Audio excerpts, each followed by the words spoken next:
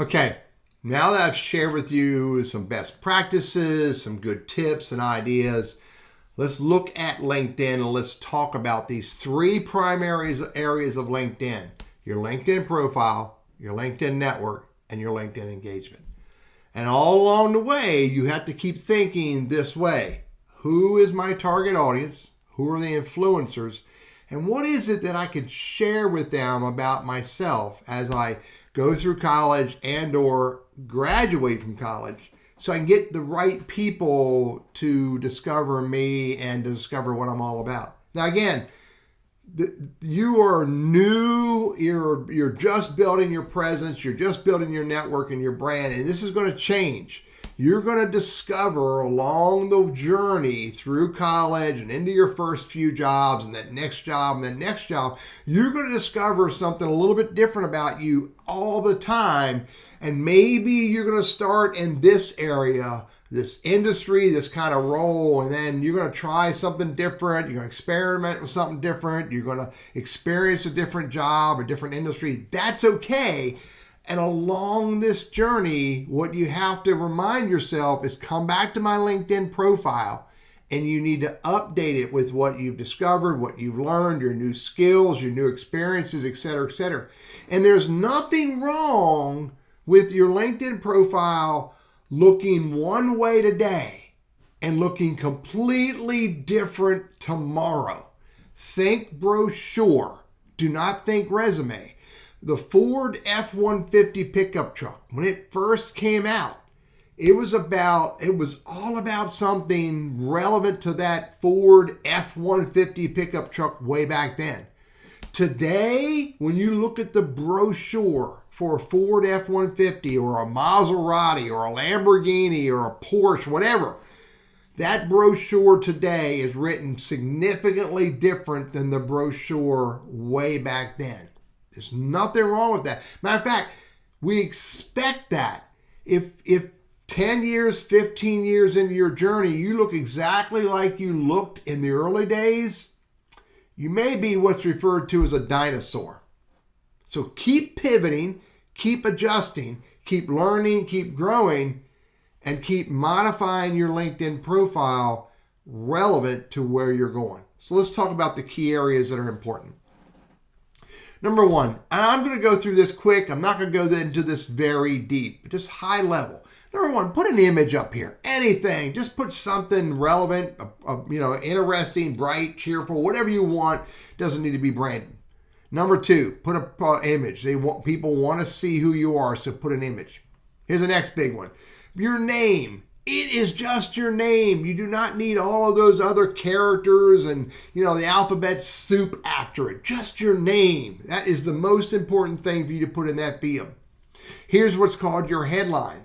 In your LinkedIn headline, you want to tell your target audience, tell that hiring manager, that business owner, that entrepreneur, whoever you're speaking to, your target audience.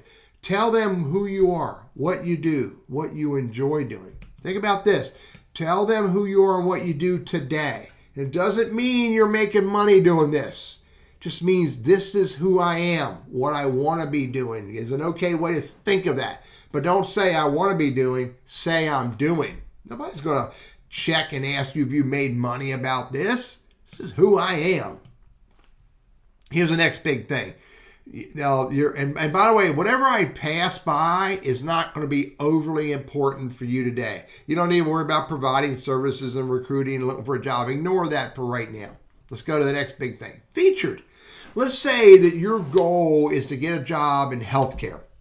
So if you have some interesting conversations that you've had, maybe something that you've written, maybe a story, maybe a blog post, maybe a case study or a white paper, or maybe your thesis, I don't know. If you've written anything about what it is that you want to do, maybe that would be worth putting in your featured section. But it's about you, and it's about the conversation that is relevant to what it is that you want to do. Featured could be useful, but never put anything in here that would send them down a rabbit hole. Let's go a little further. Your About section. Now, if you look at my About section, the first 3 lines are the most important. Why? Because if I don't get your attention in these 3 lines, You're not going to click on see more. And the goal is to say the right stuff there so they click on see more and they can read the whole thing. Now, you get 2,600 characters here. You do not need to worry about putting 2,600 characters. What you need to do is in these first 3, maybe 4 lines, you need to tell the viewer, ideally speaking to your target audience, what it is that you do. And put it in the context of what you do, and it may be what you want to do. So if you are clear that you want to work in some financial institution, if you're clear you want to work in some business analyst institute area, if you're clear about what it is you want to do, then tell me that. Tell me what you do. And then the rest of this, whatever extent you want to write it out, doesn't need to be 2,600 characters. Might only just be 1,000. Might only be 500. That's okay. But you tell me what you do here, want to do. You don't need to vet yourself. Do not say, I graduated a 4.0 grade point average in financial planning. Don't tell me that. Just tell me what you do. You got to think that way.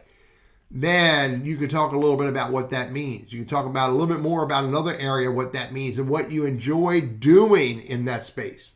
People hire people who enjoy doing what they need done.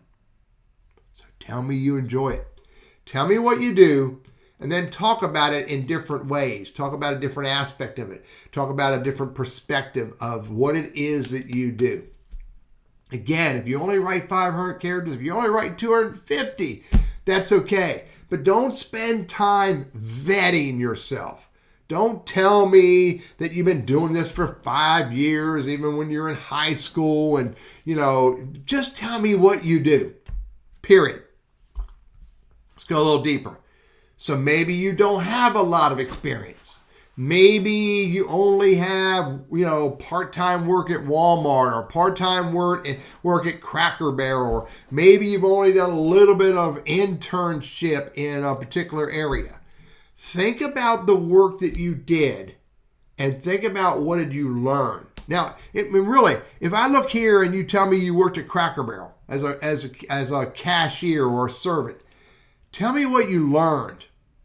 Tell me how you grew. And then maybe the next job that you worked as a Walmart greeter. Tell me what you did and what you learned. This is by far the most important thing you can do as a start, as you enter into using LinkedIn, is tell me how you grew. Now, I don't have that here because I'm 64 years old. I've already proven myself, and I got, a 12-page LinkedIn profile. You're not going to have that. So whatever you have, use it to tell a story about how you grew, or tell a story about the work you did in a previous job that may be relevant to what it is you want to do today. You got to really stop, put everything aside, sit down, with a glass of great knee-high and a white piece of paper and a pencil. And at the very top, you want to say, this is who I am, what I want to do. I'm an aeronautical engineer. Well, that's great. You're an aeronautical engineer. You've got the college degree to get you there, to get you into that space. Now think about, what do aeronautical engineers do? Ideation, collaboration, conversations, presentations,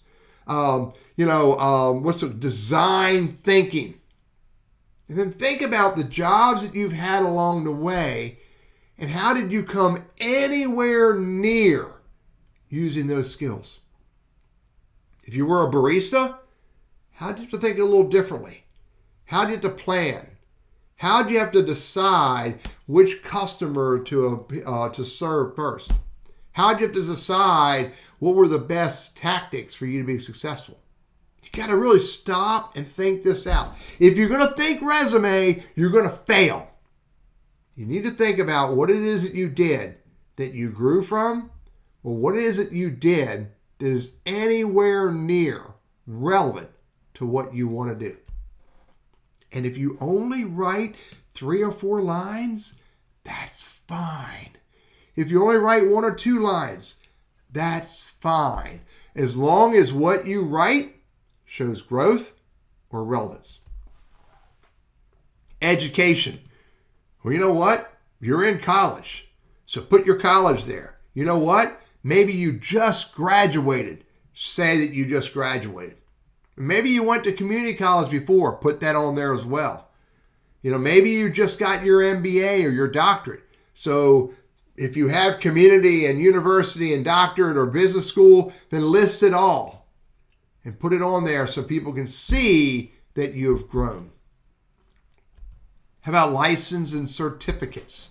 Now, maybe you don't have a lot of these. That's okay. But maybe you did take a course on Toastmasters. Maybe you did take a course about planning or time management. Maybe you took a course on customer relationship.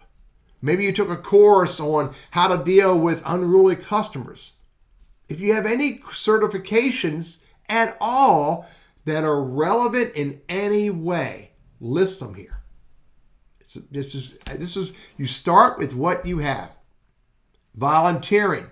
I often say stay between the lines. If you're a member of the KKK, ISIS, NRA, Republican Party, or some religious organization, do not put that under volunteering.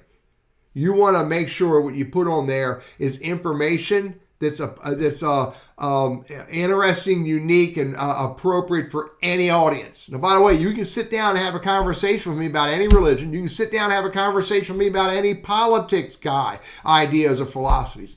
But you don't put that on your public document. But if you're a part of your community, a part of some, a highly acceptable community organizations like Rotary or Kiwanis or Lions Club. All of these are appropriately acceptable because they serve the wider community. If you're a part of your alumni organization, you can put that on here. And anytime you put any volunteering, talk about what you did. Talk about how you involved. Talk about how you created value or served that community. Don't just put, I was a part of this organization. Tell me how you served that organization. Let's talk about skills. Skills are things that you learn along the way, and you learn new skills all the time, hopefully. So put the skills that are relevant to what you want to do today. And maybe they're softly relevant. Maybe they're not highly relevant. Maybe you don't have a PM, a project management degree. Maybe you don't have a aerospace, skill that you're trying to achieve. But put the skills that you do have that are relevant in some way or another. Maybe it is just Word and Excel and PowerPoint, and that's okay in the early days. But at some point, you're going to grow past those basic skills. I call them number 2 pencil skills. And you're going to start using more higher relevant, higher needed skills. Start with what you have and grow as you can. Recommendations. Maybe you have people go, oh my golly, I'm so glad you did that work for me. And it may be something simple. But as long as someone is willing to recommend you for something that you did that is relevant to what you want to do, or uses a skill that is relevant to what you want to do, ask for the recommendation. By the way, you can only ask people you're already connected to on LinkedIn for recommendation. So make sure you connect with the people who are willing to give you that social proof, and then ask them for that social proof via recommendation. Publications. Maybe you've been interviewed. Maybe you wrote a blog post. Maybe you have a YouTube video out there that you participated in. Maybe you've been on a podcast. Whatever you have out there that's on the internet that can speak to your growth, speak to your skills, speak to your experiences, hopefully in some context that shows growth or relevance to what you want to do, put that on there. Put those types of publications on your LinkedIn profile because people are looking for that. That is also called social proof. It's somebody else or some other form talking about your skills, your expertise, your accomplishments. Get publications. Courses. Beyond your college degree, beyond your master's or doctorate or whatever you're growing in, then maybe you've taken other courses. Maybe you've taken some MOOC courses or some community college courses, maybe LinkedIn Learning, maybe Udemy or Illumio or Skillshare or Teachable. Any course that you've taken outside of your college courses, list that under courses. so people can see that you are continuously growing. Projects. Maybe you've done some work with others. Maybe it's volunteer work. Maybe it's community service work. Maybe it's an internship. But any kind of projects that you did with others, as long as they are relevant and showing growth, put that under projects. If you are bilingual or trilingual, you better be showing that here. Yes, Pig Latin is just a joke. But you better show that you are bi or trilingual, because the world today needs more people like you.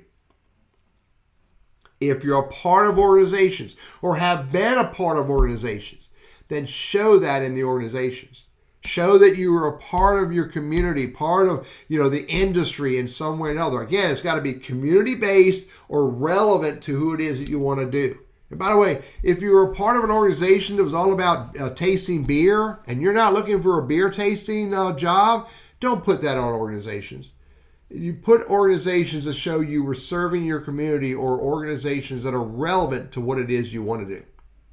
This is really rich stuff. By the way, I missed something up here on what's called the top card or intro card, your contact information. Customize your LinkedIn profile.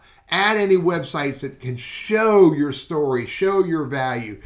Put your business phone number. A business phone number for a college student better be your cell phone number. Put your email address that you want people to get a hold of, that you pay attention to every day. And the only time you put a Twitter account on there is if you're actively using Twitter.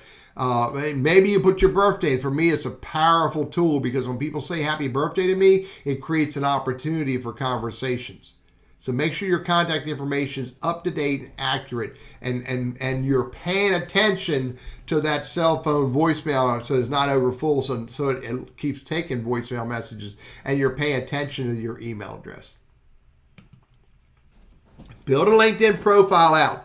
Grow it. Maybe it's only this big today, but tomorrow you add more and more and more and more. More stories about relevance and growth. More stories about the most important thing you're heading for. Maybe it pivots a little bit. That is all well and good, but start today building a professional LinkedIn profile that you are proud of today, and you will be even more proud of tomorrow.